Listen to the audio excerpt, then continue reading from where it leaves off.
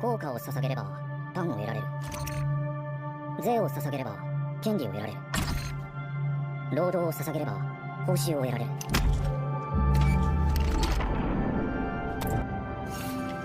なら一体何を捧げればこの世の全てを知れる。 सोचो अपनी पूरी जिंदगी जोखिम में डालना, बस एक आइडिया, एक क्वेश्चन, एक ऐसा गोल इतना खतरनाक कि बस सिंपली उसको सबके सामने बोलने पे तुम्हें जिंदा जला दिया जा सकता है। एक ऐसा सवाल जिसका जवाब फ्यूचर में शायद इतना ऑब्वियस होगा कि बच्चा बच्चा उसे जानता होगा। Welcome, it's ऑर्ब on the movement of the earth. Series की शुरुआत होती है 15th century alternate history Poland में, एक ऐसा समय जहां लोग जियोसेंट्रिज्म में बिलीव करते थे कि सूरज और सभी प्लैनेट पृथ्वी के गोल चक्कर लगाते हैं। अर्थ यूनिवर्स के सेंटर में है और अगर तुम इसके खिलाफ जाते हो तो चर्च तुम्हें मिसबिलीवर कह के जिंदा जलवा देगा। तो उसके बाद हम कहानी के पहले प्रोटैगनिस्ट से मिलते हैं रफाल। रफाल एक 12 साल का जीनियस लड़का है जो कि कॉलेज के लिए थियोलॉजी सब्जेक्ट लेने वाला है, जबकि उसे एस्ट्रोलॉजी पसंद है। रफाल का मानना है कि अगर तुम लोगों को वही चीज़ बताओगे जो कि वो सुनना चाहते हैं तो ज़िंदगी आराम से काटी जा सकती है। पर ये मेंटालिटी उसकी तब तक रहती है जब तक वो एक हेरेटिक ह्यूबर्ट से नहीं मिलता। ह्यूबर्ट रफाल को ब्लैकमेल करके अपनी रिसर्च का असिस्टेंट बना देता है। और तुम सोच रहे होंगे किस चीज़ की रिसर्च? 今まさに空を動いているのは何なんです？地球だ。地球ってそんなわけ。え？地球？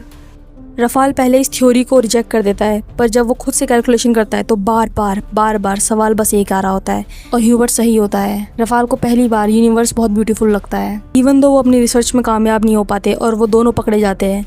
रफाल एक ऐसा कैरेक्टर जो कि वही लोगों को बताता है जो लोग सुनना चाहते हैं, पर उसकी मौत से पहले रफाल इस चीज़ को रिजेक्ट करता है और बोलता है कि वो बिलीव करता है हीलियोसेंट्रिज्म में। तुम में से कुछ लोग सोच रहे होंगे कि चर्च इस बात को लेके इतना अग्रेसिव क्यों था, क्योंकि चर्च का मानना था कि अर्थ को गॉड ने यूनिवर्स के सबसे निचले स्तर पर रखा है और हम सबको पता है कि उस एरा में चर्च के पास कितनी डोमिनेंट अथॉरिटी और पावर हुआ करती थी। इसलिए उन्होंने हीलियोसेंट्रिज्म, एक बिलीव कि सन अर्थ का चक्कर नहीं पर अर्थ सन का चक्कर लगाती है, इस नॉलेज को बस उन्होंने रिजेक्ट नहीं किया था पर इसे गॉड के अगेंस्ट एक अल्टीमेट क्राइम बताया। हीलियोसेंट्रिज्म चर्च के लिए बस एक आइडिया नहीं था but it was a challenge against God himself. इस सीरीज में सच की खोज किसी एक अकेले व्यक्ति तक सीमित नहीं है, हर करेक्टर के अपने खुद के मोटिव्स, फिलॉसफी और आइडियल्स हैं।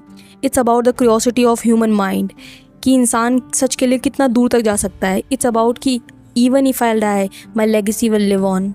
शो की राइटिंग इतनी फ्लॉलेस है कि मेरे फेवरेट मोमेंट इस शो में वो है जहाँ पे बस दो कैरेक्टर अपनी आइडियोलॉजी को रख रहे हैं। ये सीरीज साइंस वर्सेस गॉड नहीं करती पर और पूछता है कि क्या होता है जब तुम्हारा बिलीव एक चिड़िया के पिंजरे में बंद कर दिया जाता है, जब तुम्हारा बिलीव लोगों को दबाने में यूज़ होता है ना कि उन्हें अपलिफ्ट करने में। शो ये नहीं बोलता कि गॉड पर बिलीव करना गलत है, पर यह ज़रूर बताता है कि क्या होता है कि जब हम अंधाधुन किसी की आइडियोलॉजी को एक्सेप्ट कर लेते हैं। सच बस सच इसलिए नहीं होता क्योंकि कोई अथॉरिटी उसे बोल रही है। जॉर्डैनो ब्रूनो को जिंदा जला दिया था क्योंकि उसने इन्फिनाइट यूनिवर्स की थ्योरी को माना। भगत सिंह और सुखदेव थापर को फांसी की सज़ा मिली क्योंकि उन्होंने किसी अथॉरिटी को ब्लाइंडली फॉलो ना करके इंडिया के लिए फ्रीडम फाइट करी।